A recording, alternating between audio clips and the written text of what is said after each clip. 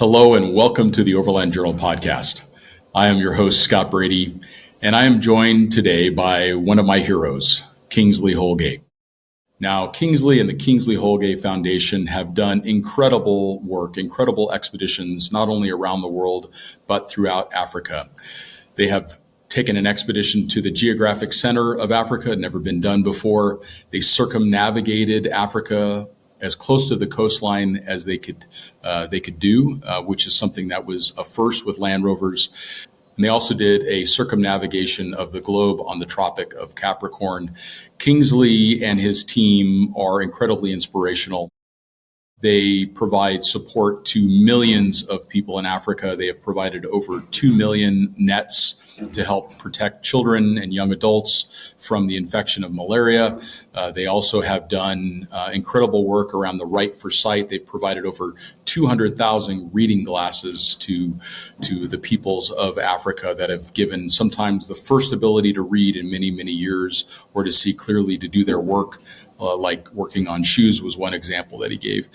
Kingsley is an incredible individual. And one of the things that I find most inspiring about his story is that he didn't start any of this until he was over 50 years old. So it's a reminder that life is you're never past your prime.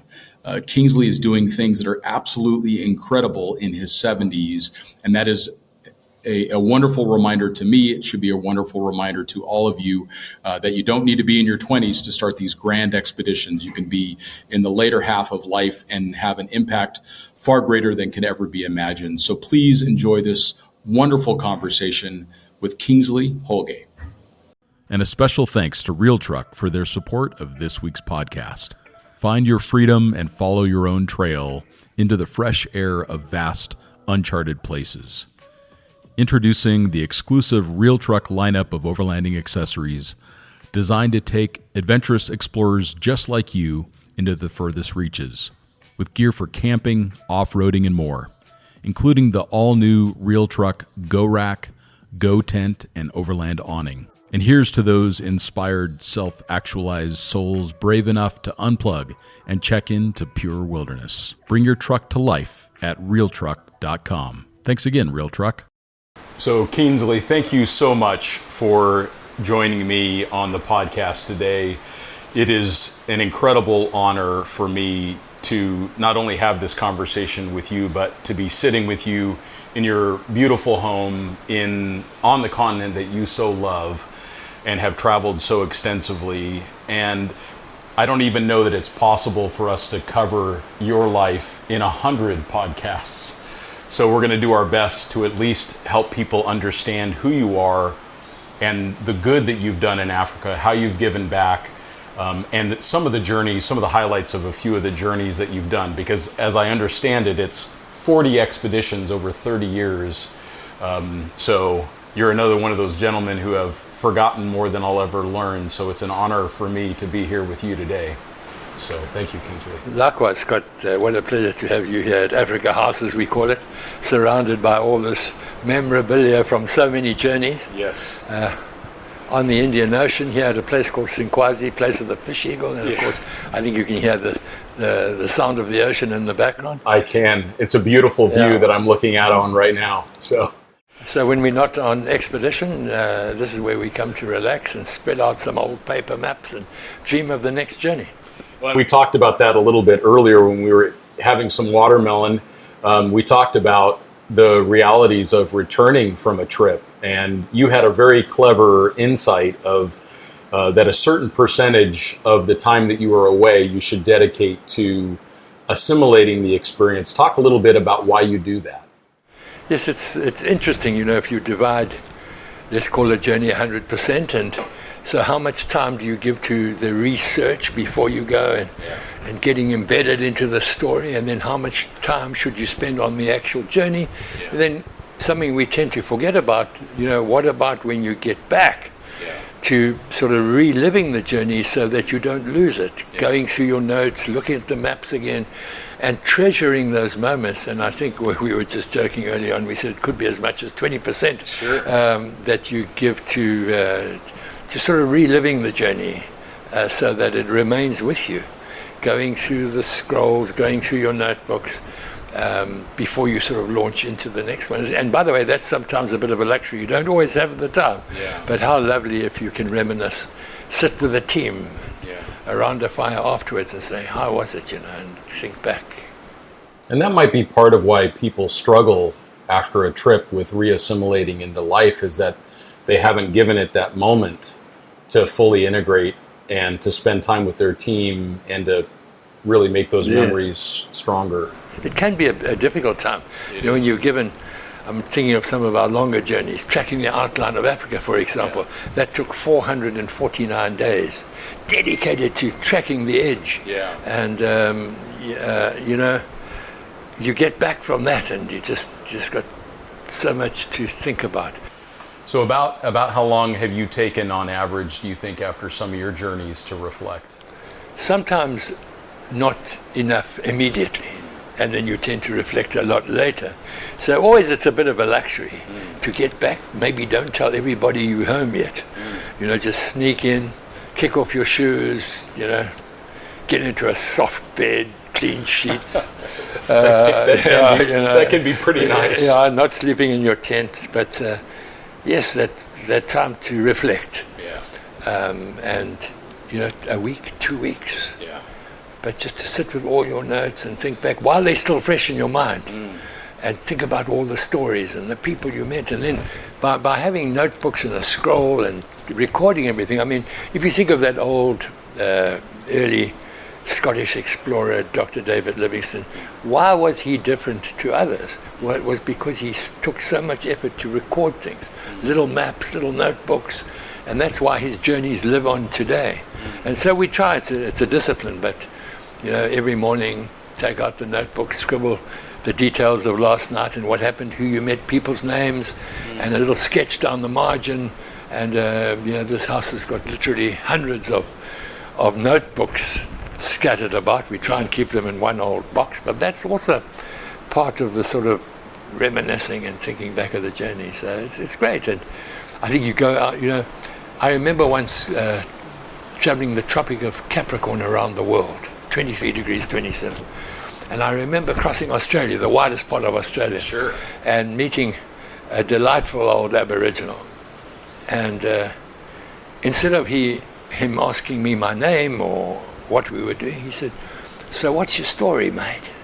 And it's always stuck with me is, amongst many African peoples, your life is more about the story of your life. What's your story? Why are you doing it? Who are you? Why are you doing this challenging journey? So I think that's the African way. It's about sharing a story around the campfire, these old notes, these reminiscing, and I think it's something that maybe we're missing, aren't we, in this modern age? Is I think people are so caught up in mobile phones and social media and everything that the art of storytelling around the campfire, the old raised enamel mug, and it's story time. I mean, I always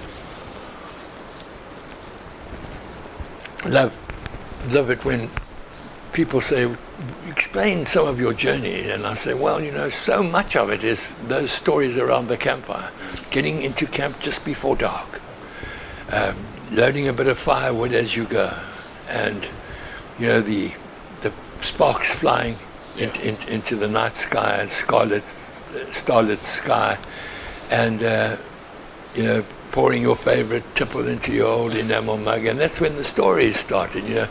You hear an old black-maned lion roaring in the distance, the cry of a jackal, the hysterical cackle of a hyena, and it's story time. And you've got that old cast iron pot on the fire, this old three-legged pot, and it's sort of bubbling away with your favorite stew. And I think that's such a special time in Africa, in the wilderness, surrounded by nature.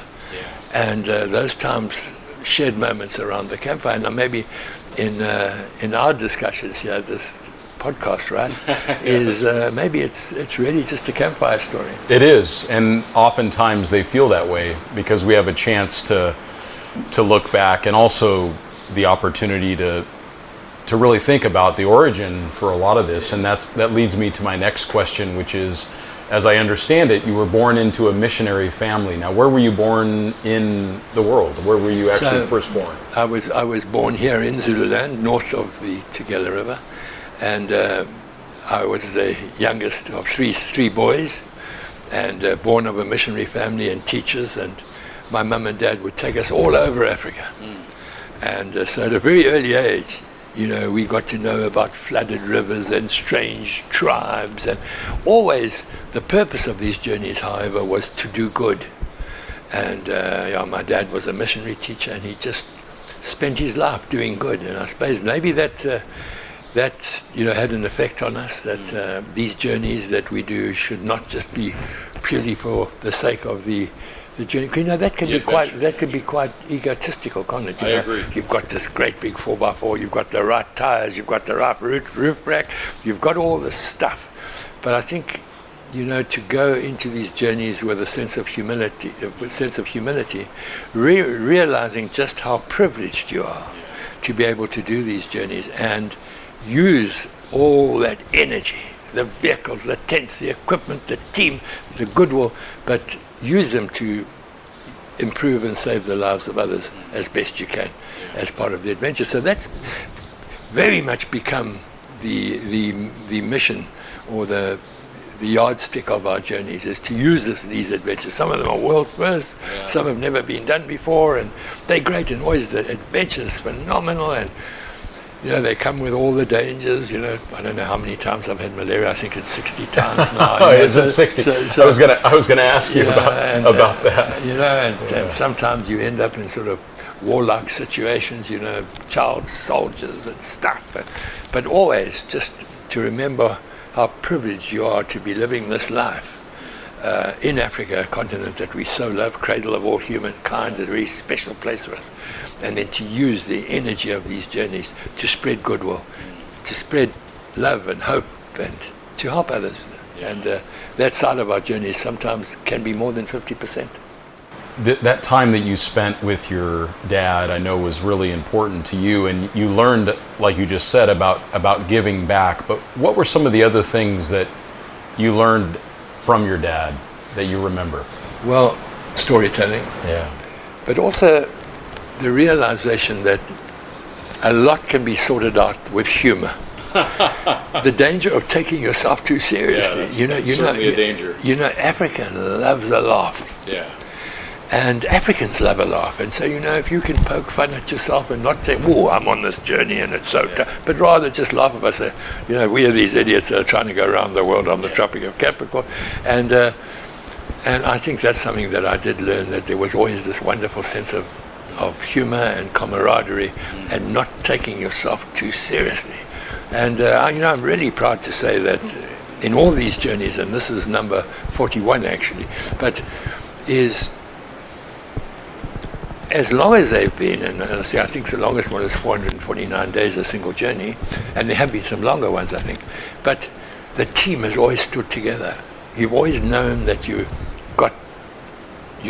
they've got your back. Yeah. And you always know that sometimes in very difficult surroundings, you're okay because of the strength of the team. And that's been, I think, particularly easy for us, because by and large, we've traveled as a family. Yeah.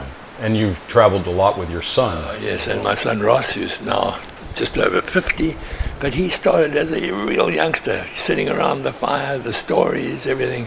And I remember he was studying at the time. He'd left college, and he would come home for the weekend, and he'd see us sitting with all the maps and everything. At that time, we were planning a journey from Cape Town to Cairo and Alexandria on all the rivers and lakes of Africa in inflatable boats, open boats.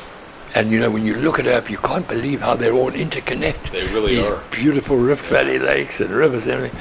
And I could see he was thinking deeply, and then one day he simply couldn't hold himself back. He said, "I have to be part of this journey. I have to be part of it." And along he came, and just, he cut his teeth on this magnificent journey across Africa that was tough in those days. And here he is, also living the same life. And in fact, today, he does all the logistics. He's expedition leader on most of the expedition, if not all. And it's so lovely that as a family, we've been able to take this tradition. For recently, we traveled with my grandkids, the 2 granddaughters. It was fantastic. The wildlife, the tribes, everything, that they too could become entrenched in this way of life, which, as I say, is such a privilege. And every indication is that they will be that way. They'll like it. And what are you most proud of your son?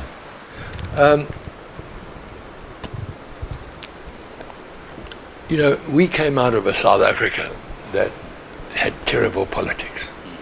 The apartheid era.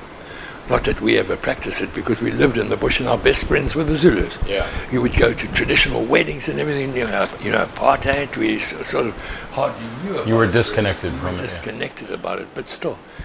I'm so delighted to see in my son his knowledge of African languages, his rapport with African people. And once we were sitting and discussing a new pilgrim of adventure that wanted to join us on a mission, and it was a particularly tough one. It was to follow the Rufiji River in the footsteps of Frederick Courtney Selous, considered the greatest outdoorsman of his time. So a lot of wildlife, a lot of crocodiles, lots of hippos in boats, everything. And this youngster wanted to join us. Delightful young man.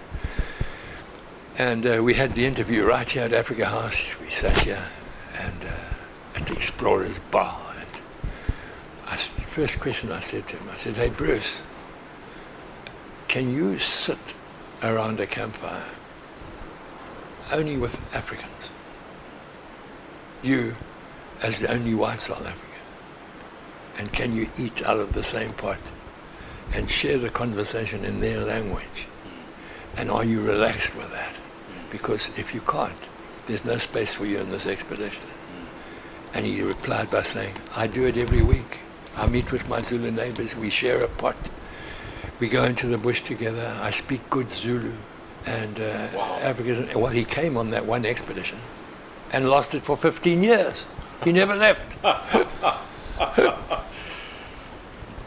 One of the things that I just found out about today is these books that you have, these scrolls. Yes.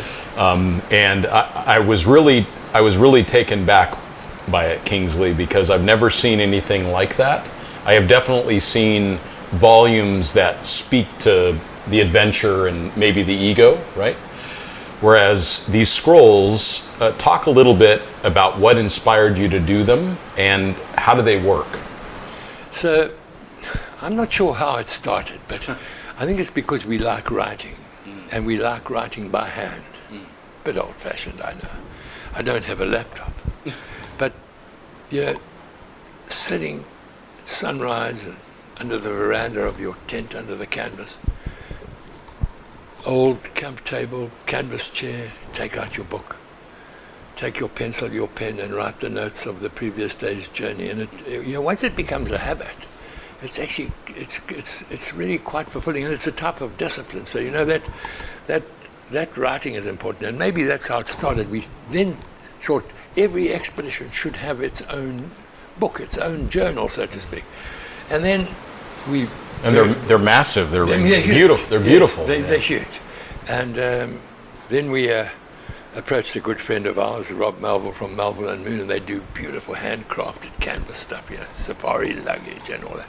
We said, couldn't you make us a big book for each journey, 200 pages, beautifully bound, leather and canvas in the corners and old print, and we'd carry these in a specific canvas bag, and we could call them, let's call them Scrolls of Peace and Goodwill.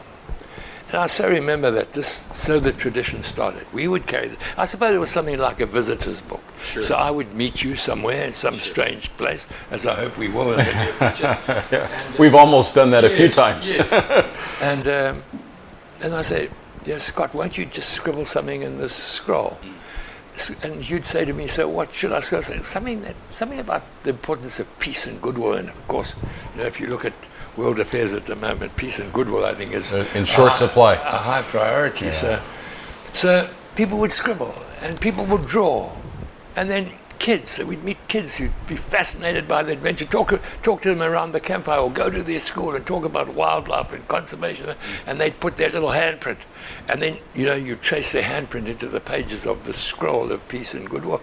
Maybe you would be doing malaria work in Samburu land in northern Kenya, and there would be these Samburu ladies in their beautiful beaded finery, jewelry, and their red ochre bodies. They rubbed red ochre on their skins, and they would simply take their hands, rub their bodies, red ochre, and they put a red ochre handprint into the scroll of peace and goodwill.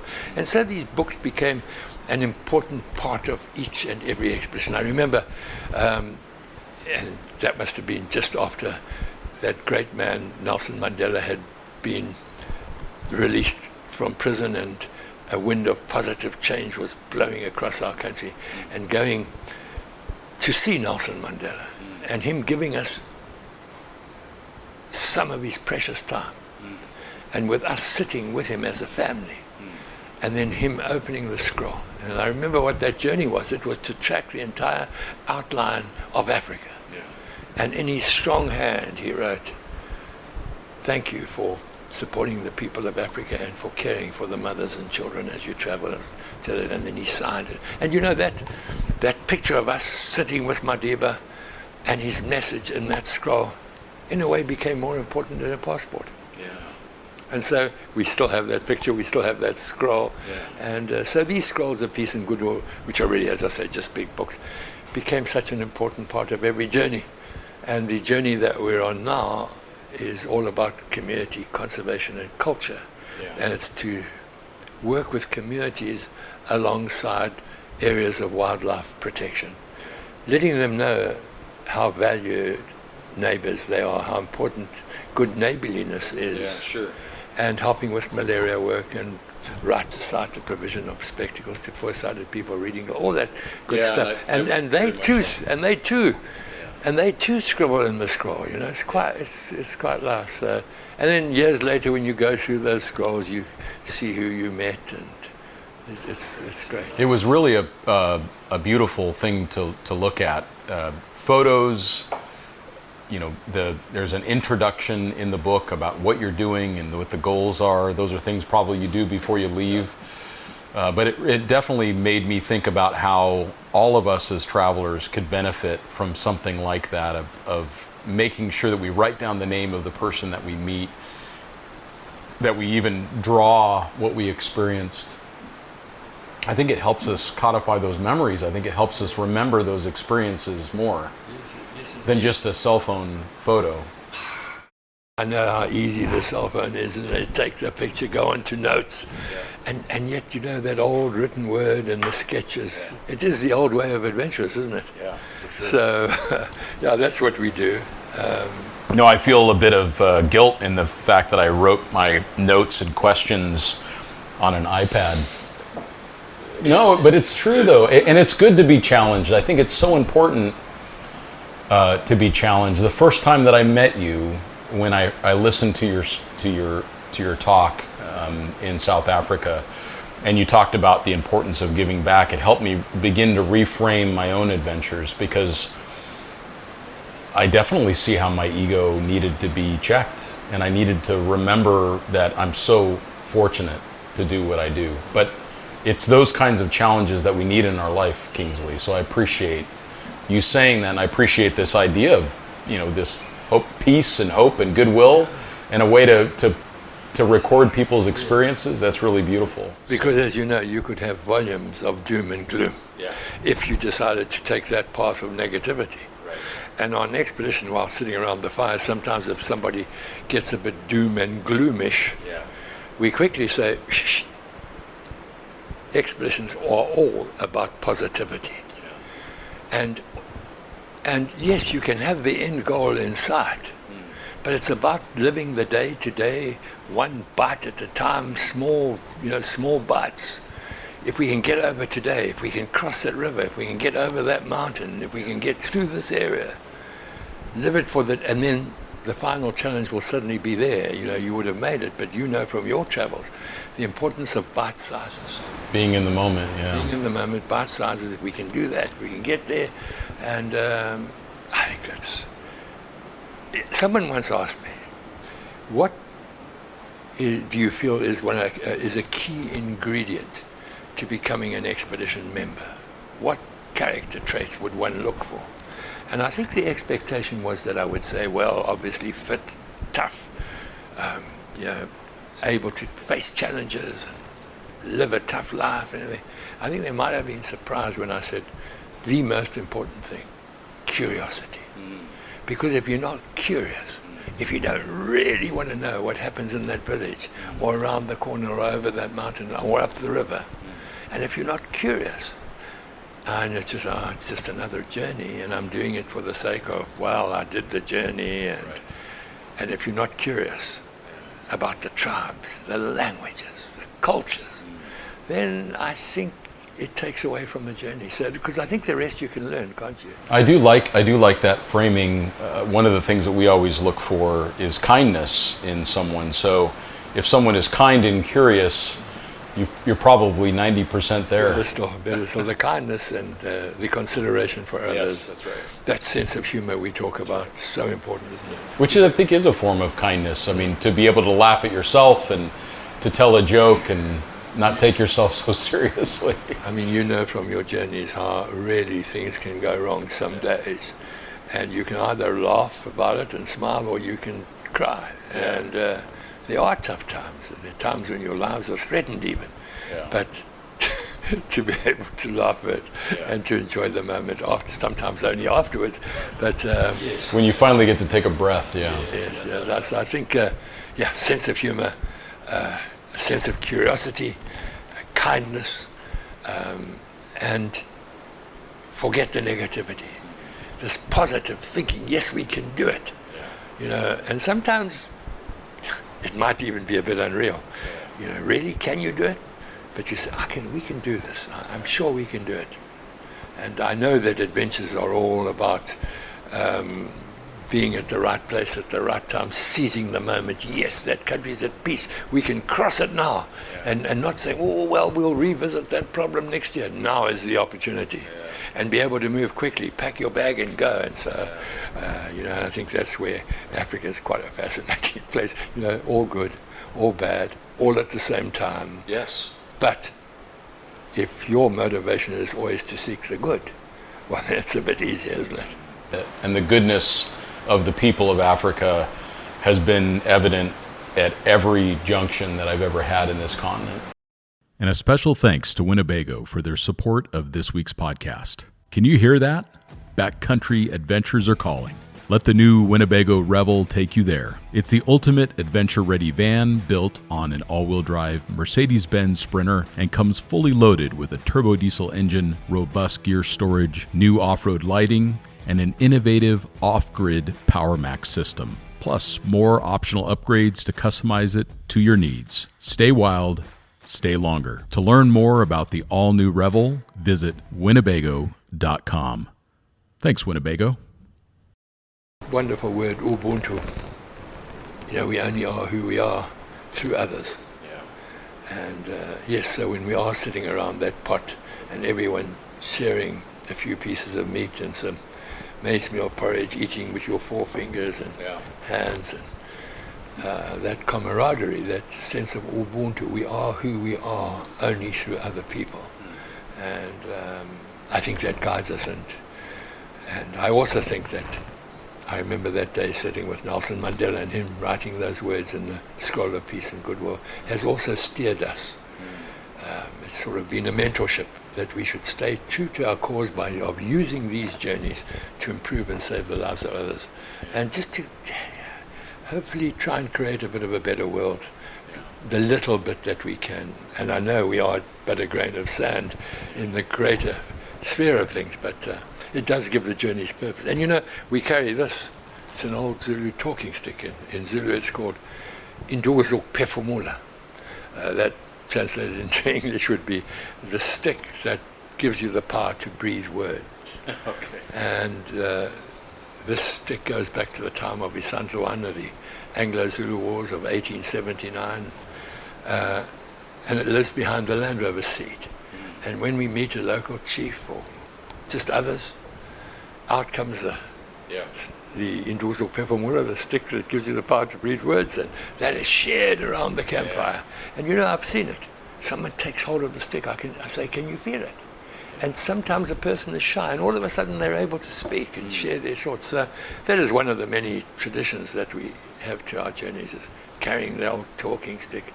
Have I told you about the calabash? No, you haven't, but I think we've got it right here. So this is another sort of a bit of African symbolism. So this is called an ikula in Zulu, and it's just a decorated traditional calabash. Calabashes such as these are used for beer, for carrying water, for carrying sour milk. But in this case, for the start of every journey, the calabash is filled with water and then emptied symbolically at the end. And on other expeditions, it gathers water from key places all along the journey. For example, when we did the Great African Rift Valley all the way from the Gulf of Tajora near Djibouti, following the Rift Valley, or the east and western rifts, all the way down to Lake Urima in Gorongosa in Mozambique. We collected bits of water from every water source. It was a bit of a ceremony. People would look at us and say, I wonder what those strange people are doing with the decorated calabash. And then at the end of the journey, emptying it out into Lake Urima. And then on this journey that we're involved in now, with African parks, it's to connect all their conservation areas across Africa in 12 countries, more than 20 million hectares under protection, but to work with their communities. Yeah. And we should talk about it. I would like to. Yeah, it's so evident that not only have you been able to have these incredible adventures and journeys, but you have found a way to give back through each one of those processes, and it's just really impressive to me. So, and it's fun. But just to finish off with the calabash, is on this journey, for example, at every wildlife area we get to, every conservation area, we go to the head of the park and say, where would you like to add a smidgen of water to the calabash? And he sits and he thinks, he says, well, I would like to go to that very secretive little waterhole, which was a favorite place that black rhinos used to come and drink at. But now they've all been killed, all been poached, none left. So let's go there, let's add some water to the calabash from that secretive place. And when we're there, I'll tell you how we're bringing the rhinos back. And so each little filling of the calabash has its own story. Like another place in Garamba in the eastern Congo, we were there, I said to the park warden, I said, where would you like to add water from? He said, I'd like to go to the rhino drinking hole, because after all the rhinos have been made extinct here, let's go to where the rhinos have just arrived. We've reintroduced them. Let's go to that waterhole and let's add water symbolically into the calabash. So each calabash filling has a story, and at the end of the journey, we'll empty the calabash, end of the journey. So it's this African symbolism, the talking stick, the calabash, and various other things. Did you do that on your Cape to Cape trip? Did you take a little bit of water from Cape Agulhas? Absolutely, absolutely, and something so small. It's symbolic and it's free. Yeah. It doesn't cost you anything. It's all about these little elements to the journey. The talking. Another thing we do, pebbles. We love pebbles. Yeah. And we will get to talking about the humanitarian work in a minute. But we just love picking up pebbles, and I'm sure a lot of you listeners would just enjoy it. You get to a lovely place and get a pebble and put it in your pocket. Yeah. And this started by. Years ago, I was writing a book at the time. It was as a tribute to the Africans that had made it possible for the early explorers to achieve what they did. So much tribute goes to David Livingstone, Burton Speke, Livingstone, Stanley, all these great early explorers. But what about the Africans that made it possible? That actually made it actually happen. Yeah. So we were doing a book as a tribute to these African guys who made these journeys possible. And as I say, dedicating the book to them, particularly Chuma and Susi, the two guys that had carried it after having buried. Incredible story. The dedication. Yeah, the dedication and unbelievable. And so that story, and there we were, and we were down near Cape Agulhas, and we were right. What's the name of that book? That book is called they're all sold out, but there must be some knocking about. I'm but sure. it was called Africa in the Footsteps of the Great Explorers. Okay. And, when I look back at all those journeys, the role of the calabash, filling it at the beginning, empty it at the end, the purpose of doing the humanitarian work as we go, I just, once again, sort of feel so privileged. But getting back to the pebbles, we were down there writing this book near Cape Agulhas, the southernmost tip of Mama Africa, and a friend came to visit, and he said to me, so how come you have the privilege of doing all these journeys? Sure. I looked out to where the two oceans meet, the Indian Ocean and the Atlantic. And there's that beautiful old lighthouse at Agulhas. You've been there. It's beautiful. They say it resembles or is to the same design as the old Pharaoh's lighthouse in Alexandria in Egypt. Oh, wow. And when that lighthouse was built, by the way, it was powered by the oil from fat sheep's tails, powering the lamp. Sure. And I understand that subscriptions from local farmers helped pay for the lighthouse because they were sick and tired of finding the bodies of dead shipwrecks on the beach. Sure. Anyway, story of pebbles. The question from Don Pinnock's, his name, you might have met him. A great writer, great lover of Africa. How do you get the luck? How come you have had the privilege to do all these journeys? And I saw the light from that lighthouse shining out to sea. And the beach there is covered, as you know, with literally tens of thousands of time-worn pebbles. Smooth worn, yeah. Smooth. So, wandered down to the beach, and I gathered 7 pebbles, and I put them on the table, and I said, hey, Don, let's pretend. I said, this is no big religious conviction or anything, but let's pretend that each one of these pebbles is worth 10 summers. 10 summers, summers of life. Let's call them summers rather than years, the beauty of summers, the wind blowing in the palm trees in Zanzibar, and the beauty of summers. I said, how old are you? He said, 54. I said, I'll give you the 4 years free for nothing. So that means your life to date is represented by 5 pebbles. 50 years. I took those 5 pebbles and I threw them out to sea. Cape of Needles, where the two oceans meet, the Indian and the Atlantic, and the lighthouse. It's light every now and then shining up out to sea. And I said, do you see, Don, there's only 2 pebbles left. I said, you know the number of people that I meet that say, when the children are educated, when they finished with their schooling, when we've sold the house, when we've saved enough money, when we've sold the business, when we. Yeah. But I said, you know that last pebble, 70 years and 10, no guarantee. There is actually no guarantee. How fit will you be? How able will you be? So I took that 7th pebble and I threw it out to sea to join the other 5, leaving 1 pebble on the table that evening at Cape Agulhas. What are you going to do with that? I said, hey, Don, you know about life. I said, it's a bit like an old Land Rover. Where the windscreen is cracked and where the old side mirrors, you've hit too many trees through the bush and they look like a spider's web of cracked glass. I said, you learned one thing. Concentrate on the road ahead. Don't think back to what you've missed. Think of the road ahead. You've got 1 pebble. Make sure you make that pebble work, because everything in life is about how you spend your allocated pebble. Anyway, just as a joke, I gave him the pebble. I said, put it in your pocket.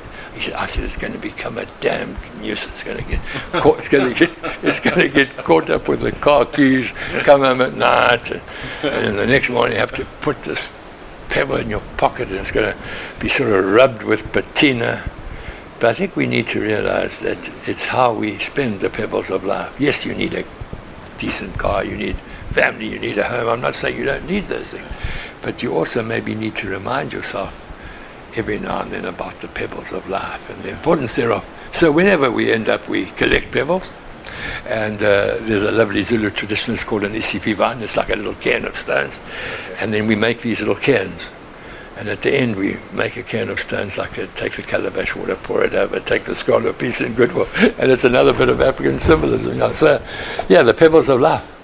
And if I remember, you guys got into a bit of trouble somewhere up in northern Africa because they thought you were either a spy or a South African geologist coming to steal their natural resources. So how did the pebbles get you in trouble on that one? Well, that was funny because, what would you do if against all odds you made it to the most easterly point of the African continent? Which, if you're looking at a map, you see the Horn of Africa, and you would think that the tip of that horn is the most easterly point. But in fact, you go down about 115 kilometers, and there's a sort of whale tail that pushes out to sea, a little piece of land, and that's the most easterly point. It's called Ras Hafun. Okay. Only later did we find that it was in fact a Somalian pirate base, but be that what it may. So we needed to go there. And we made it through Sikkenton, had a little private army, and we traveled mostly at night. And it was one of the, we decided we'd want to also do these sort of key points around Africa. And the southerly, easterly, northerly, and this was one of them. So we thought we had to do it. Top of Kilimanjaro, lowest point, Lake Assal, near Djibouti, all those things. So we thought, we need to see that. We got there.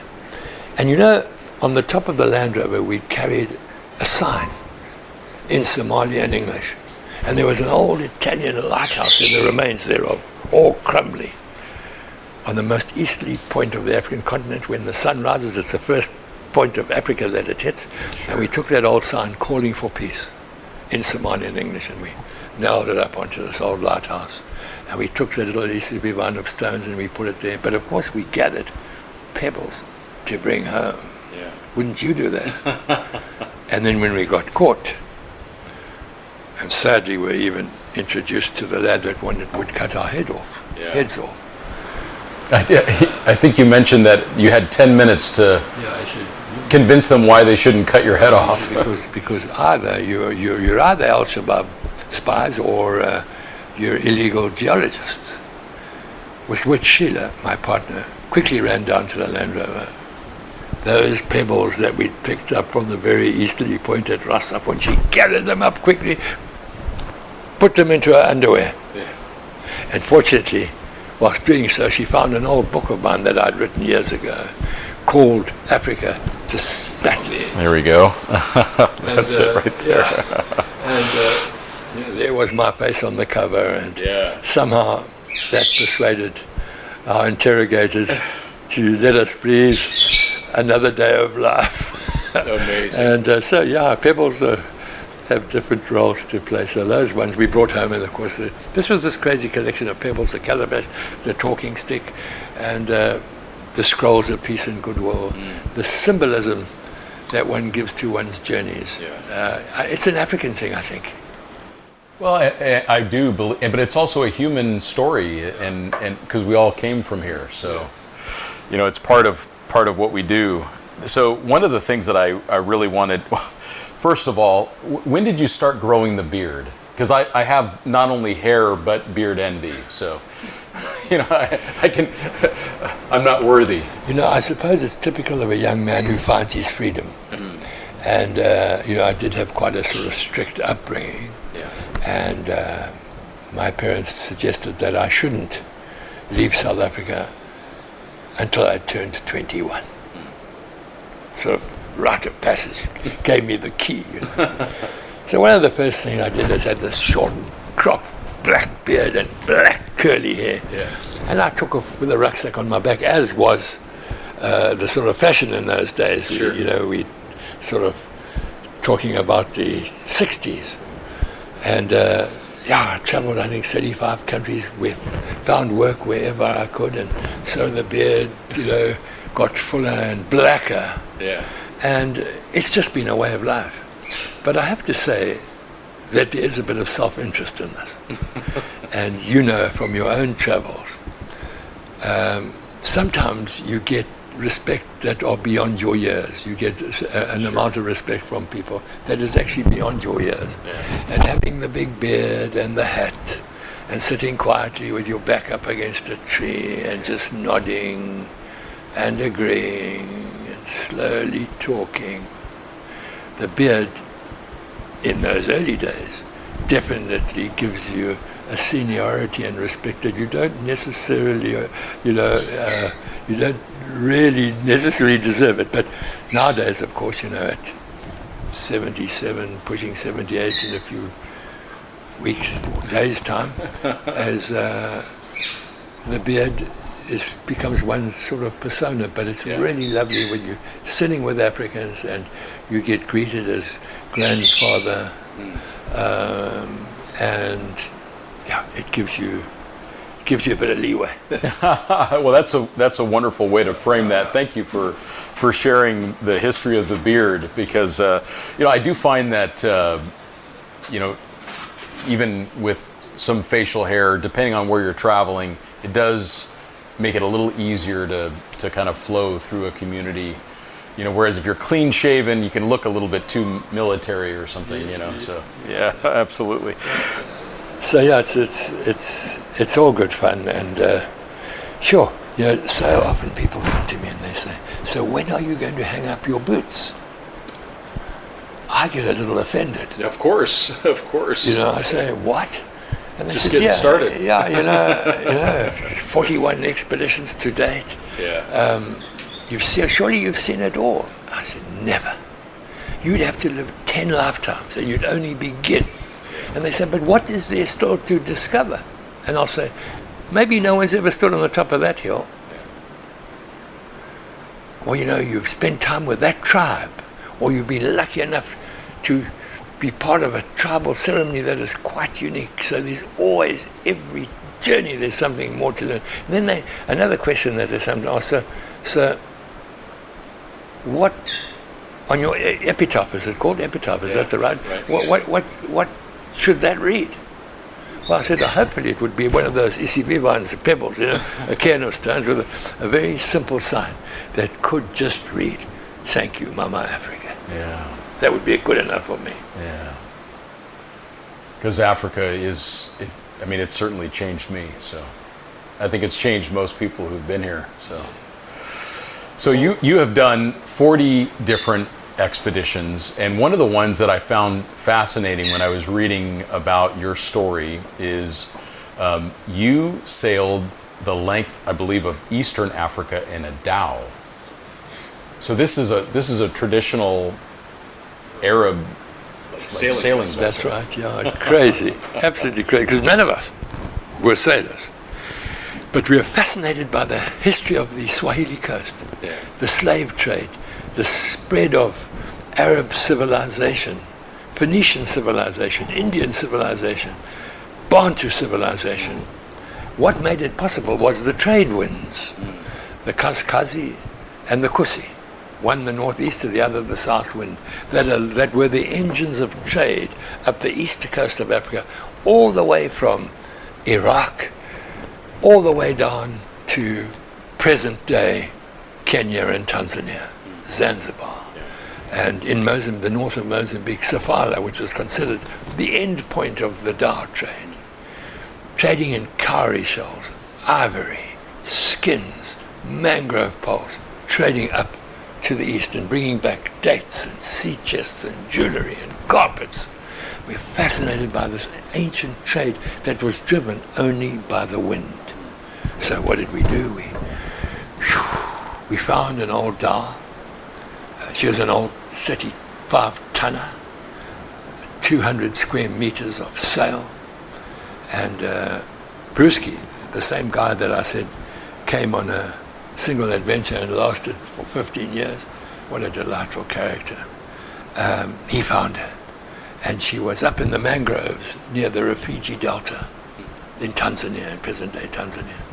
And we managed to buy her for a pittance against what you'd pay for a regular yacht. Sure. This is an old piece of medieval, maritime history. Sure. So we bought her and we sailed her down to Pemba in northern Mozambique. And there were some fundis, which is the Swahili word for tradespeople, craftsmen. We refitted the old girl. She was called Amina mother of Muhammad, we added the words, the spirit of adventure. And she had the machos, you know, those eyes, those wooden carved eyes on the front to ward off danger. And we replanked her, resealed her with cotton waste and palm nut oil. The outside was first rubbed with shark fat. The ropes were made from old dry coconut fibers. Beautiful. The old cotton sail was stitched up, and we took off. Our aim was to reach the border with Somalia. What a challenge. And we sailed. None of us had ever done something like this before. Fantastic. Very limited safety equipment. We'd sleep on deck. There wasn't a toilet, so you had to go off the back. We'd cook on those little G-coals, you know, those little charcoal stoves. Put a wet sack down so we didn't burn the dar to pieces in the strong winds. And we sailed her. And every day it just became better and better, a bigger adventure. Sailed her all the way, just short of the Somali border. We had a mutiny. You did. As things go, yeah. And this happened because we'd hired two outsiders, two Bajuni Arabs, to take us around the back end of some islands where there was an old channel that wasn't on our maps. Beautiful journey between the mangroves. And they'd taken our money, these two scoundrels, and were too afraid to go all the way to the Somali border. So they white-anted the rest of the crew. And they turned that crew that had been so faithful to us for so many months, they turned them against us. And it was at a critical part of the journey. So I interviewed each of the crew members one by one. I said to them, do you remember you've traveled with us for 7 months now? Are you going to be a coward? Are you going to listen to us? They said, from what they tell us, we'll never see our families again. Ever. There's the Somali Navy that will kill us. They meant the pirates, of course. And of course there was a chance of that. Yeah. Anyway, to a man they said, we can't carry on any further. Well, we took those two Bajonis who had caused the mutiny, and we gave them the marching orders to walk all the way back to Lamu. And then we said to the crew, okay, you guys hang on here with the Dar, because just us few, 3 of us can't sail the Dar. It took 12 people to sail. We can't sail it on our own. Yeah. And then we took the inflatable boat, and we continued our journey all to the backwaters and the mangrove, and we got to the border with Somalia. And we even photographed those old navigational markers that still were decorated with old Chinese porcelain. Incredible. And whilst in that area, so much suffering, we were able to do right to sight the provision of spectacles to poor-sighted and malaria work and such like, which we'll talk about in more detail later. And we got back. And on our way back, we stopped and we bought a goat. Had it slaughtered, cut up into pieces, put in a bag. My son Ross said, what's that for? I said, you'll see when we get back to the boat. We got back to the boat. And there was all our mutinied crew who couldn't believe we were still alive. Ross took them out on the inflatable boat out into the middle of the lagoon, and he said, we've made it, we've survived. What are you going to tell my father? How are you going to explain this to him? Think about it. Yeah. They came back on shore, and one by one they came to me and said, we apologize, we weren't brave enough. I said, gentlemen, let's sit around the fire, bring out the goat meat. Yeah. And we had a massive celebration. And they sailed with us all the way back to Lamu, back down the east coast, all the way to Safara, the end point of the great Dar days, when Dar journeys were so much part of Africa, and these days you hardly see. Yeah, it's very rare. I remember in Tanzania seeing, and they're quite big ships, impressive, beautiful. They're beautiful, and when you're traveling with the wind and you're barreling along, and it's just you and the ocean, there's no engine, it's just wonderful. It taught us a lot. living with a small Swahili crew on board, Yeah. and just going with the wind and the ocean, bare feet on the creaking decks. It was a memorable journey, and there's elements of that journey all over this house still. We brought the thing back. Yeah, because you can carry a lot on a ship. You can load it up full of cool stuff. We brought her back in pieces, and she was an exhibit at a local restaurant here called the Mozambique. And it was beautiful. But when they lifted her to move her to another spot, she broke in two. But when they looked down into the hull, can you believe it? They found a little talisman, a little good luck charm to keep you safe at sea. Wow. And it had worked for us. Amazing. Yeah. Yeah, I mean, just this ocean, the amount of trade. Oh, up and down. Yeah. And what it meant in the spread of civilization. And yeah, to be able to do these journeys is just so lovely. And as I said, this one is number 41. And we 2/3 of the way through with it. And this is for the African parks. Yeah, this is working with African parks. The wonderful work that they do with conservation and with communities. And we believe that there has to be hope for conservation in Africa of our beautiful wild spaces and wild animals. Because if you look around the world, most of it's been lost. Yes. And on this continent, there is still hope. Huge, wild, open spaces where these beautiful animals can be preserved, and in so doing, make sure that there are opportunities for the surrounding communities, that for them, it's also their park, and it's their wildlife. And through tourism and all the other benefits, make sure that the communities come out on top. And that's a huge concentration of this journey. Very simply told, it's a journey in search of hope for conservation and communities. Can they coexist? Or should these wildlife areas just be for visiting wealthy tourists moving in and out in open game viewers? No, I did notice that in Tanzania, which it's not a judgment, but I noticed that it's become so expensive that that's pretty much all you see. Yep. You know, the people of that country don't really have an opportunity to experience it. And with what we've seen now, how wonderful that is changing. I mean, 5,000 kids a year are brought into Akagera in Rwanda. Not only into the park to see rhinos and elephants and other wildlife, which is theirs, Yeah. but also to go to the community center and learn about fish farming, vegetable growing, poultry, piggeries, you name it, using this energy around conservation to do good with communities. So we're loving it. Yeah. It's a challenge. Yeah. I mean, from here, we make our way up through Namibia, through Angola, up through the Democratic Republic of Congo, on through Cameroon, to the Central African Republic. Huge challenges. Yeah. And then to Odzala, lowland gorillas, forest elephant, rainforests. And then, of course, finally into the Republic of Chad. 3 beautiful parks. One of them called Zakuma, which is like 1950s wildlife. You cannot believe it.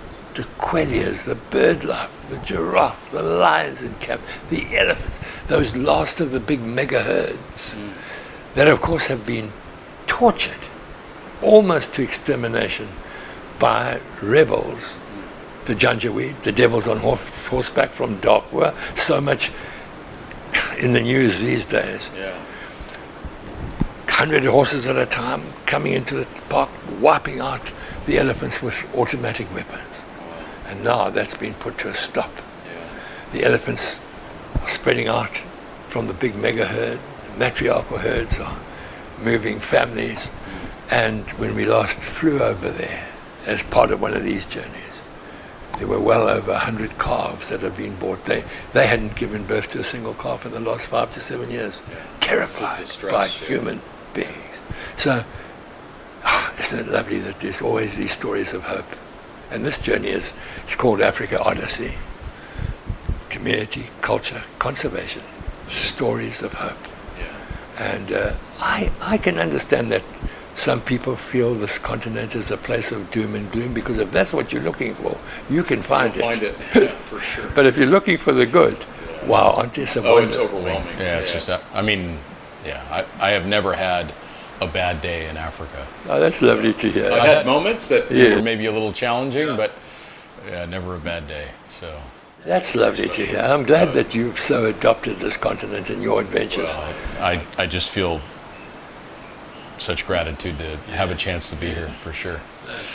So one of the other, I mean, like literally we could have 100 podcasts, but one of the ones that I found interesting was your Tropic of Capricorn expedition, where you drove around the world on the Tropic of Capricorn. How long ago was that? Sure. What were the vehicles that you used? Yeah, it was a long time ago. I'm going to say, let's just say 15 years ago at least, maybe a little more. And we had those old Defender TD5. Yeah. 2 standard station wagons and the big old 130. You know, that long wheelbase. It makes such a great expedition vehicle. Yeah. Lovely. It's just the right sort of power to weight ratio and what you can load and everything. Anyway, we took off on this crazy mission to track the Tropic of Capricorn around the world. Because, you know, the Tropic of Capricorn was so part of the old Super Gondwana land before the continent split. Pangea. And I thought this is still all linked by that Tropic of Capricorn. So off we went. We started on the coast of Mozambique. Sure. So it must have been 15 odd years ago, because the landmines were such an issue. You know, here you've got your GPS on the dashboard, 23 degrees 27, and you're following this invisible line. We did a book. It was called Following the Invisible Line. It's crazy, because what are you following? It doesn't exist. But you stick to it, and then you get like so determined to follow this line. We gave ourselves the rules. We shouldn't deviate more than 50 kilometers north or south of the line. Yeah. And we followed it, and we followed it. And I remember in those days, there was the danger of landmines. So, you'd have to really be careful. Follow cattle tracks, ask people. Be careful at old bridges, such like. I remember getting to the Kruger National Park. They called it to jump to Joburg, because at that time a lot of illegal immigrants were crossing, you'll remember, from Mozambique across the Kruger National Park to go and work on the gold mines in South Africa. And I remember our guide said, you have to be careful. You're walking across this park, the lions can get you, because they've got used to the soft target of human beings. I said, how do you avoid the risk? I said, well, he said, no sex for 7 days. That was his solution. And when you get to your first elephant track, having seen a sangoma, diviner, or witch doctor, you must make a rope of grass and put it around the first elephant track. And you must step over it gingerly and with respect and chant certain words. And then you won't be killed by lions. I thought, well, that's worth knowing. And so we jumped to Jersey as it was, and I remember we tracked on foot. Now you were walking, and then you were supported by vehicles. By vehicles. So not always did we walk, but in this case, most of the time it was with the Land Rovers. And I remember walking with this giant of a game ranger. His name was Mabarula, named after a famous chief, size 14 Veldschoen boots. Yeah. And him telling us of how he'd come across a tree where 4 or 5 people in that tree had already been dragged down the tree and eaten by a pride of lions, and there was one person left up the tree who'd completely lost his mind, understandably. Yeah, sure. He said to us, we should be careful.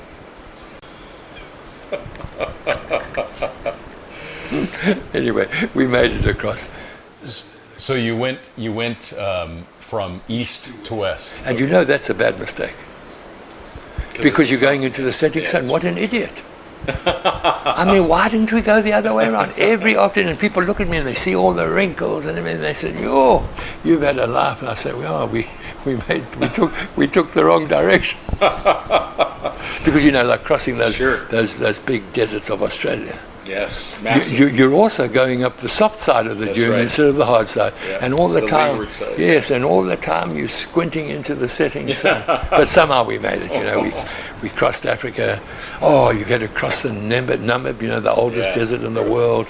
You get across the Atacama, the driest desert in the world in South America, and Yeah, the junk. Yeah, so you would have gone through Bolivia and just A little bit below Bolivia. Yeah. But so it was a fantastic journey. And it, of course, ended up back where we'd filled the calabash initially, emptying it at that same spot on the coast of Mozambique 18 months later.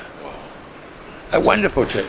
took you over a year and a half to do that. It was a wonderful journey, and we made it. The vehicles made it, the team made it.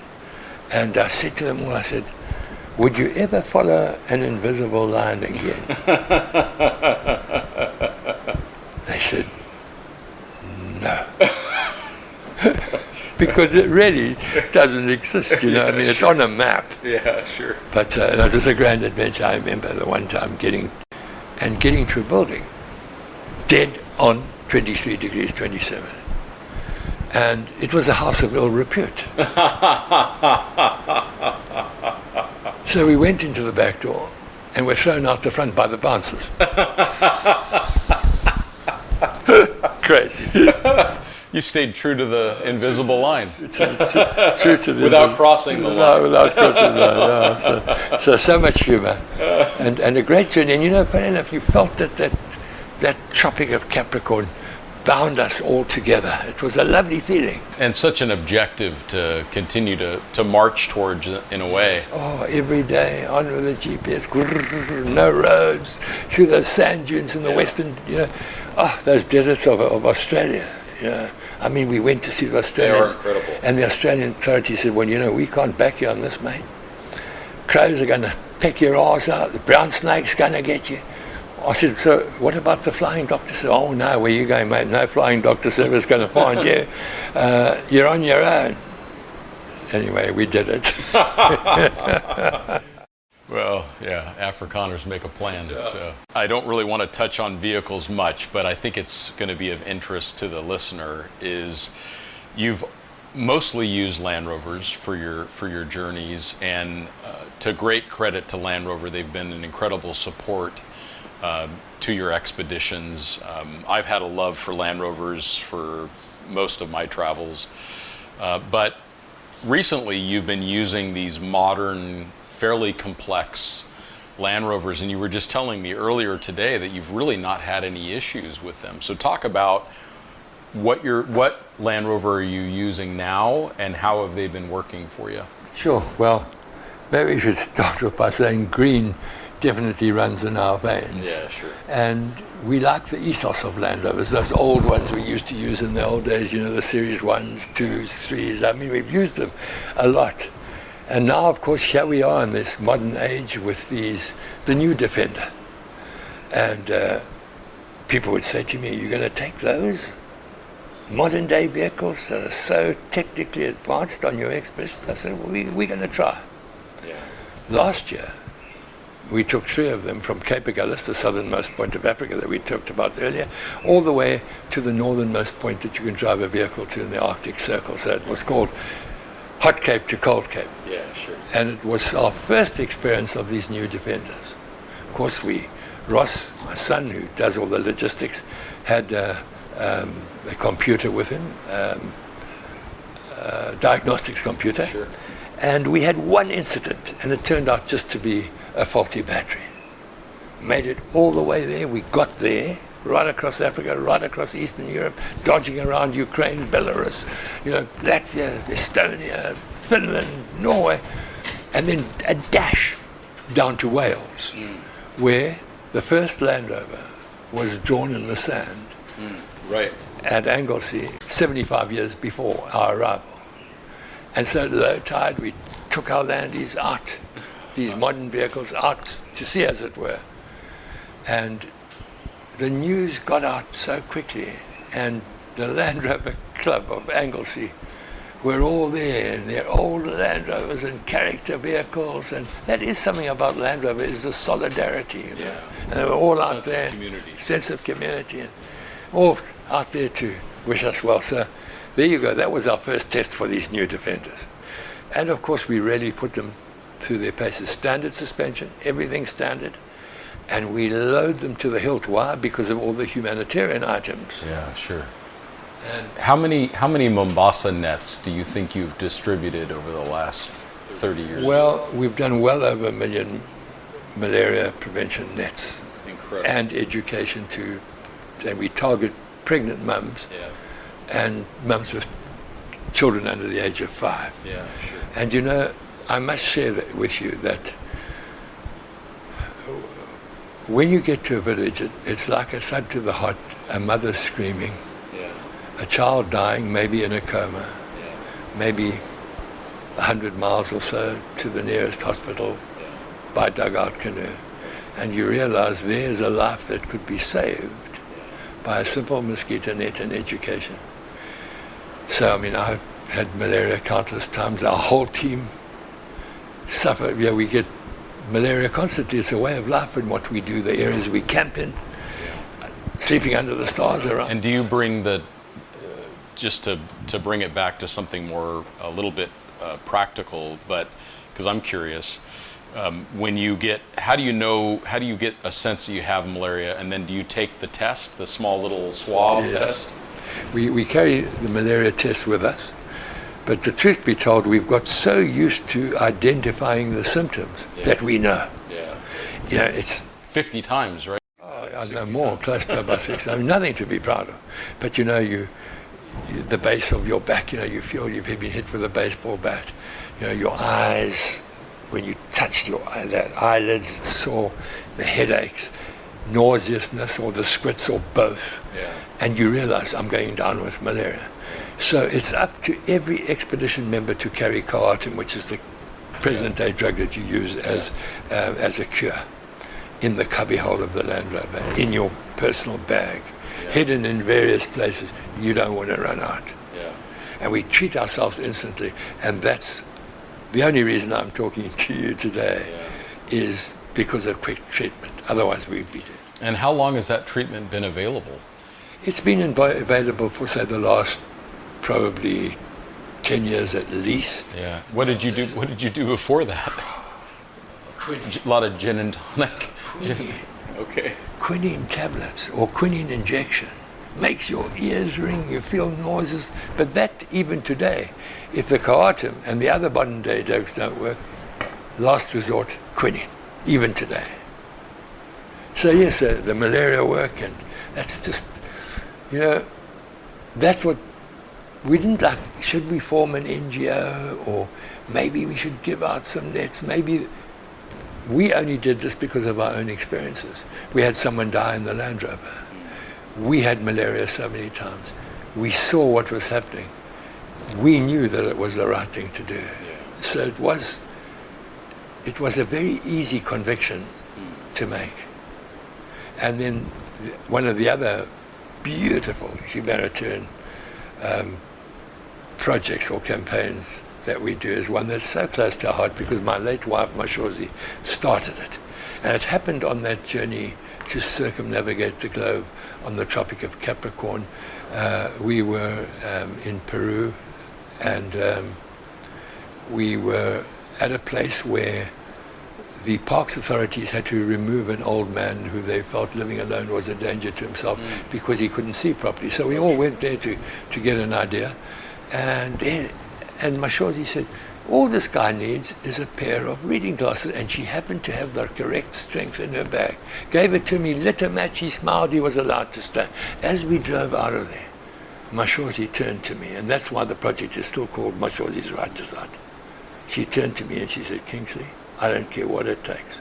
If we have to bond our house, whatever we have to sell, it's unacceptable. Just as it's unacceptable that a child dies from malaria, you know, for every minute of the day around the clock in those days. So it's unacceptable that millions of people should have such a low quality of life for something that we take for granted. Go and buy a pair of reading glasses of the right strength. Sure. So we learned how to do the tests. We've now done about 250,000 pairs, and it's like, And you do reading glasses plus vision glasses? No, just reading glasses. So in other words, you can read your Bible again, you can read the Quran, you can do beadwork, you can do craft work, and the difference that makes to someone's life, because we can't carry sophisticated eye testing equipment, but we can carry all the charts and that are necessary for reading glasses. It's very easy. And 90% of all eyesight problems in Africa can be solved by a simple pair of readers.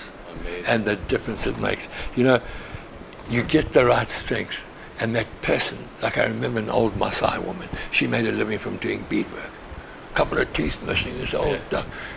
And now, when she got the right strength glasses, she could pick up the red bead, the blue bead, the green bead, and she could see again, and she got a quality of life back again, and she could make a living. And the little community around her all clapped their hands and cheered. She'd got her life back for the simple pair of reading glasses.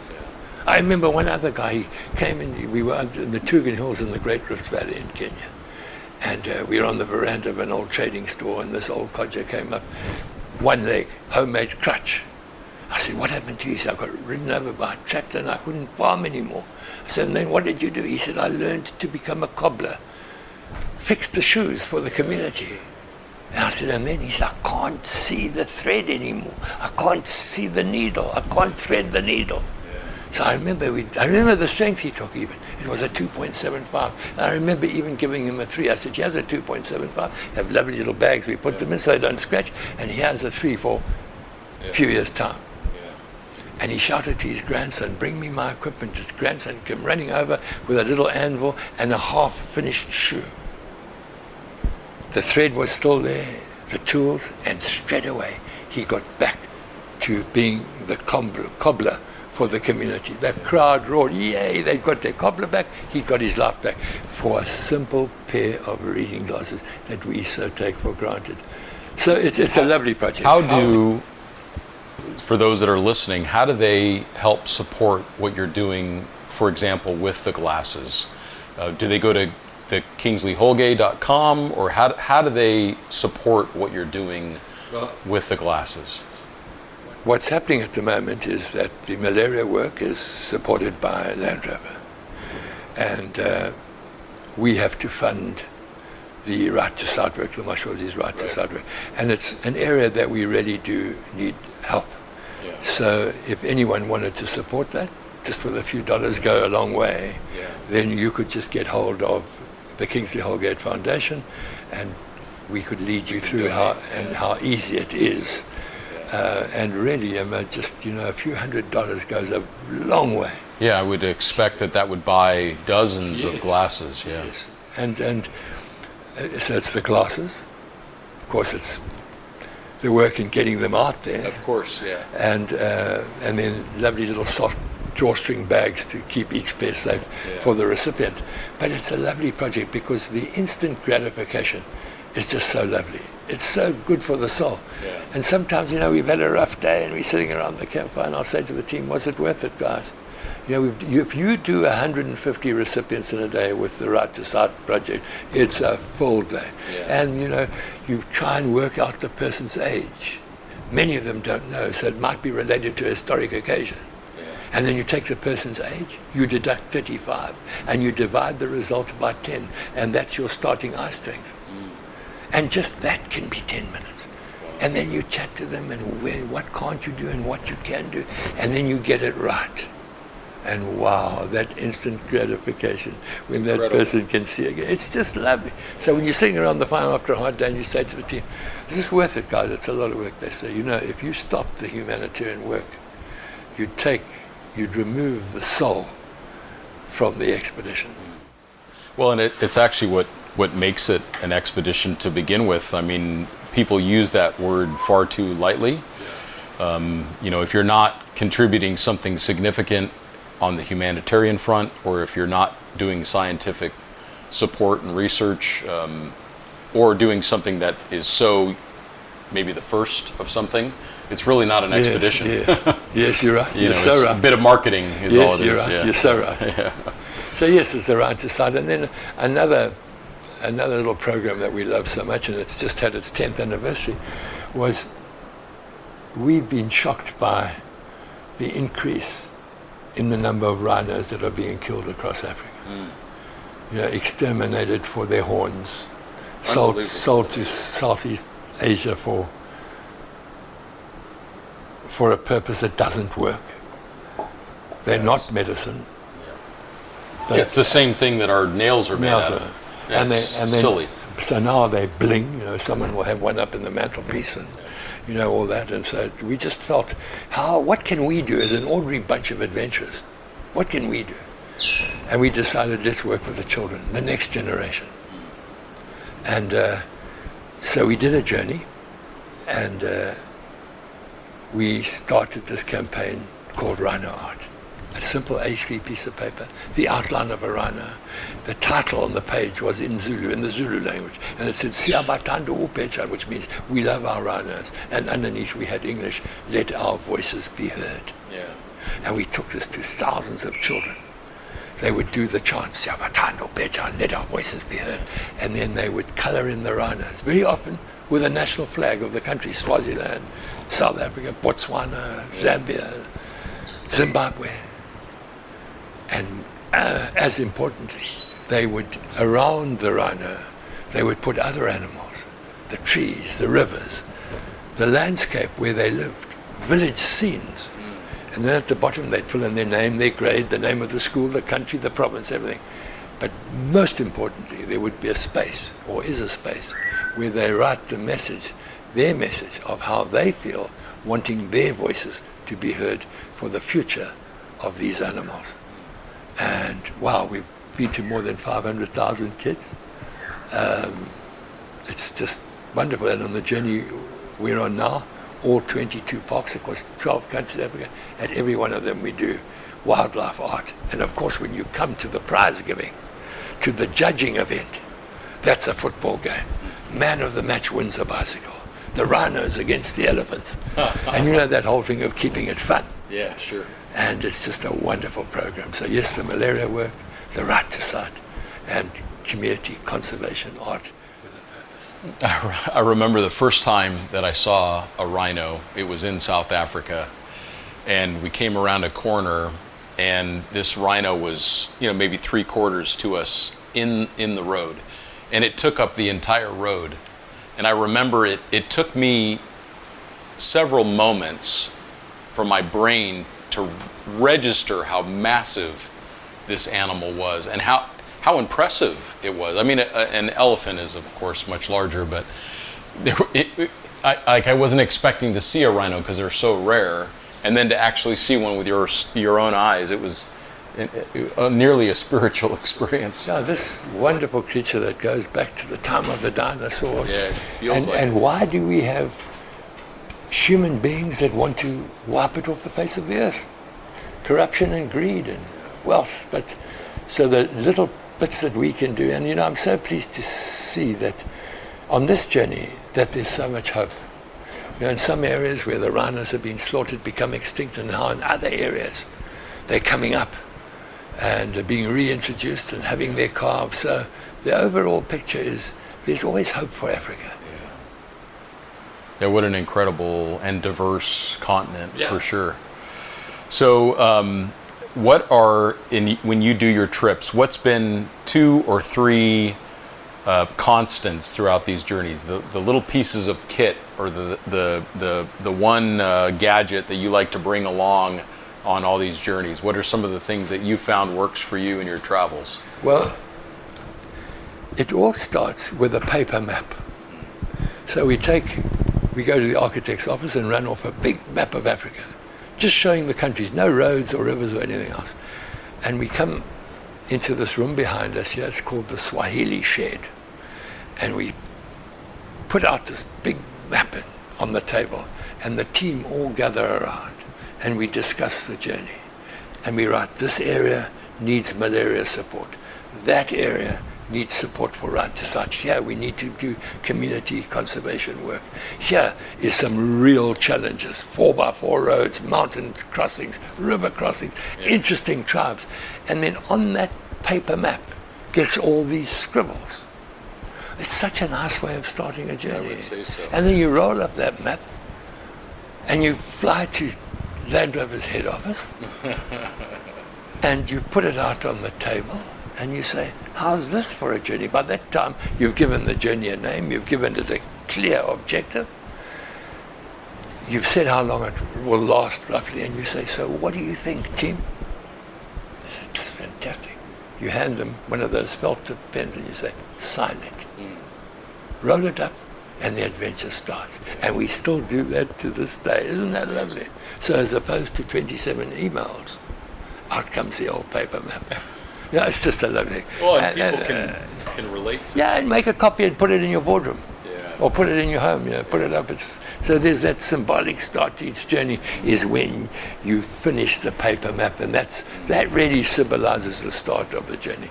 And then as always, a logo, a vision, and a mission. What do you want to achieve? It's so important that we get that right, so everybody in the team knows exactly whatever might go wrong or badly or up and down, the mission for the journey remains very, very strong, and the objective. So that's sort of fairly obvious. And we have one of the team is a bit of an art director, and he designs the logos and everything, and they're always quite lovely. And then we take off, and you asked about those sort of important bits of kit. Yeah. Well, one thing that we have learned is that we all, and I'm sure you do as well, Scott, we load too much stuff. It's taken me a long time to learn. The trick is to limit it to one soft bag. It's the same people that do our beautiful scrolls of peace in Goodwill, Melville and Moon. One bag each. Chuck your stuff in there, remembering that these days as you travel Africa, you can go to those second-hand clothes markets. Most of those clothes, I understand, are imported from America. and you can buy a really good brand shirt. If you need one, yeah. Yeah, and you can just wear that. You don't have to carry enormous amounts. So that's just one lesson that you do need to carry a good medical kit. Yeah. And your comms should be the best that you can. Of course, nowadays you've got this new satellite system. Starlink. Yeah. We tried it out in Tanzania, and it really is quite impressive. Unbelievable. Yeah. Now, of course, some countries, as you know, don't like you to have a satellite phone. Yes, that's right. So, for example, I can't take Starlink into Ethiopia. So. Oh no. Yeah. No. So good comms are good, and there's that old thing that is let people know at home where you are and where you're heading for. It is a lovely feeling when you sit around and you say to yourself, do you know there's not another person in the world that knows where the hell we are? And that's a nice feeling, isn't it? Yeah, that's right. But I think for security reasons you need to let people know where you are, where you're traveling to, have those good comms, good medical kit, good comms. Now let's get on to that and limit the amount of personal kit that you carry. Yeah. But let's get to the most important subject, I guess, is food. And South Africans do like good food. and what I share with people is that you can buy everything in Africa. You can go to the local market. It's not going to be land of plenty. You're not going to be. It's not like it won't be a fancy supermarket necessarily, but you can go to the market, and like in Zambia, and they shout to you, "Hello, customer," and you can get these little red tomatoes that aren't full of fertilizer, organically grown naturally. And isn't it lovely? And then you support the local people, and you have your old basket that hangs from the back of the Land Rover so the air can pass it, and you've got your potatoes and your onions and your tomatoes, and you can buy meat from the local market. It just means you have to hang it a bit and cook it better. But you can get stuff all across Africa. So I don't think travelers should get hung up on that you have to carry an entire supermarket with you. So I suppose too. And then, of course, the old obvious ones, pieces of kit, a decent camera, binoculars, your notebook, pencil, medical kit, the calabash. And the pebbles. The pebbles, the scroll of peace and goodwill, and the old talking stick. You don't need much. You don't need much. Yeah, and people often talk about border crossings. And I suppose we've been doing it so much that we just trust the fixer. Yeah. We meet a guy, he's got a nice face. Will you take us through the process, agree on the price? He takes your passport, you do what you have to do. And try and avoid that typical sort of Westerner anxiety. Oh, border crossing. Entitlement. They're going to rip us off. It's going to be a terrible experience. It's not. Just smile and wave a lot. Yeah. Hey, you signed up for an adventure, didn't you? and of course, not only the things that you should carry with you, like a good medical kit. What is quite nice is to carry a small box that can be called the condiments box. Okay.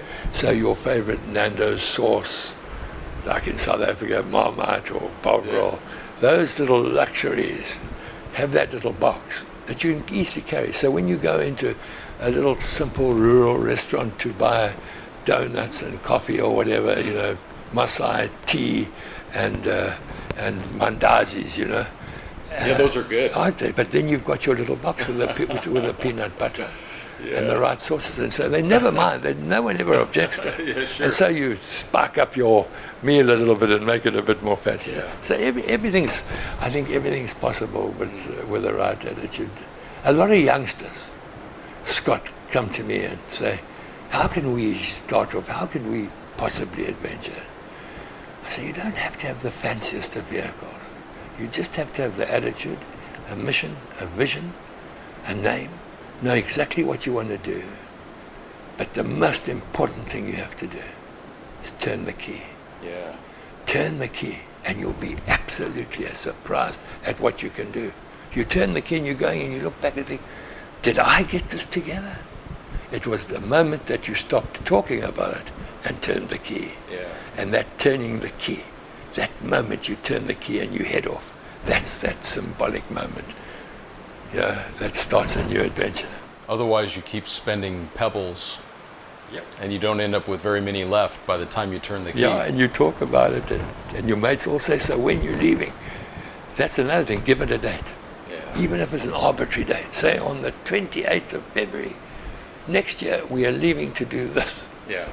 And you'd be surprised at the energy that gathers. It's amazing, isn't it? It is. Yeah, I'm sure you've done that a number of times. You're not sure when you're leaving, but you say, I'm going to leave on that date. And there's this sort of unseen energy that gathers and pushes you along. It's wonderful. It is, and it's necessary to put that line in the sand. Yeah. So one of the things that I love to ask, and it's a bit selfish because of my love of reading, but obviously you've written a lot of books yourself, Kingsley, but do you have a few books that you love that were written by someone else?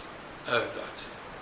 Your library is one that I'm jealous of many things, including the beard, but your library, I think, is pretty high on my list of things. We've got we had an old house up in Zululand, busy moving to another property, and it's got an Afrikaner library. But it's not necessarily these ancient, very expensive books about the early explorers. I've made it a habit to, wherever possible, buy anything on African adventure and travel. Yeah. Travel and adventure. It could be a 1950s AA book to Northern Rhodesia. Doesn't matter, I just buy it. You like it? Yeah, and the library is such that it even needs a ladder. That's a proper library. And you know, you sort of suss out your mood. It's a bit of a rainy Sunday. What would I like? I think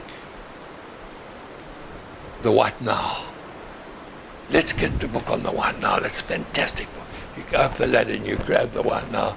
You sit in your favorite chair, getting enough light through the window, and you immerse yourself in another great adventure. White Nile, I think, is by Moorhead, is the author. Beautiful book.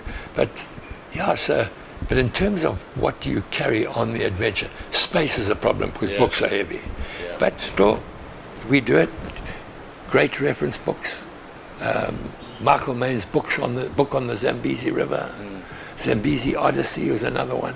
But so many great books, and we take those along with us as reference books, together, of course, with guidebooks and paper maps. Now, that's something quite heavy to take. A lot of people might not do that, rather just Google Rwanda. Sure. But, you know, we've still got this old habit of pulling out a guidebook.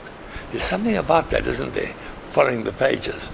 But Well, because it can present something to you that maybe you wouldn't search for. Yes. And so I do find that guidebooks, oftentimes for me, help me find something new. yes. Unexpected. So, I mean, here are a few scattered around here. Yeah, What do there we are. have here? There's Rwanda. And these are, there's for those that are Zambia. watching, these were on the table to begin with. Yes. You didn't add them. No. So, and some of them are quite old, you know. So Yeah. you'll be going off to a country and you've got a 10-year-old guidebook or something, but it still gives you the basic knowledge, you know. So Kingsley, in this incredible life that you've lived, and of course you have many adventures still to come, but what is one of the things that you've done that you're most proud of?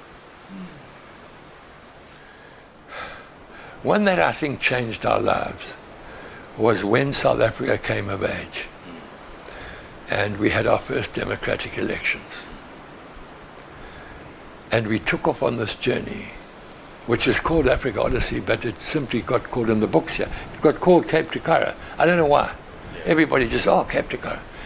And using open boats along the rivers and lakes of Africa, we traveled the entire continent.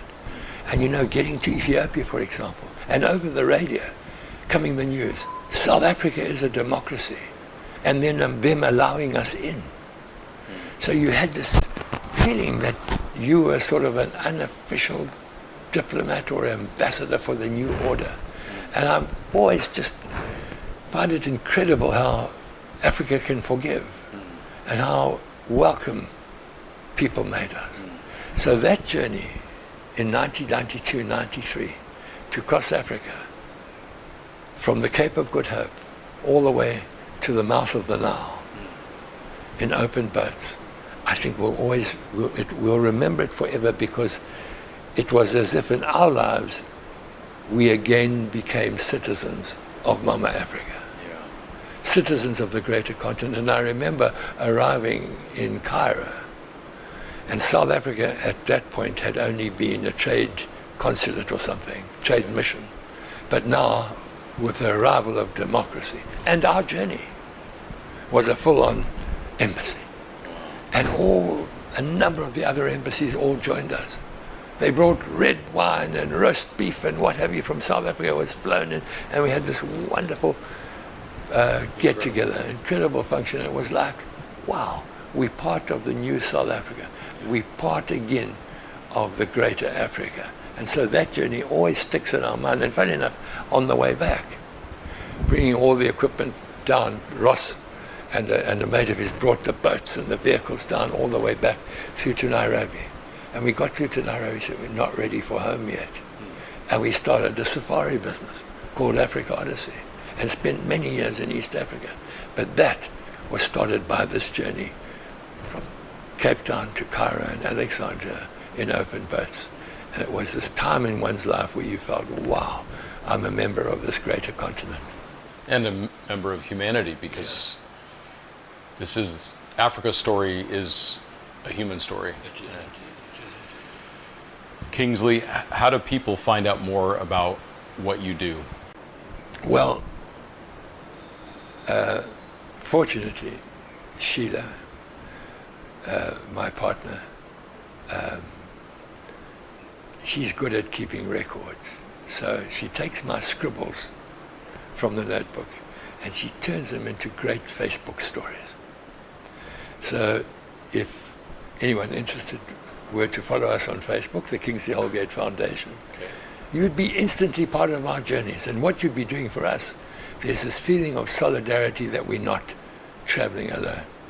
We don't buy posts. We don't, it just is who we are and what we do. Sure. It's stories from the heart.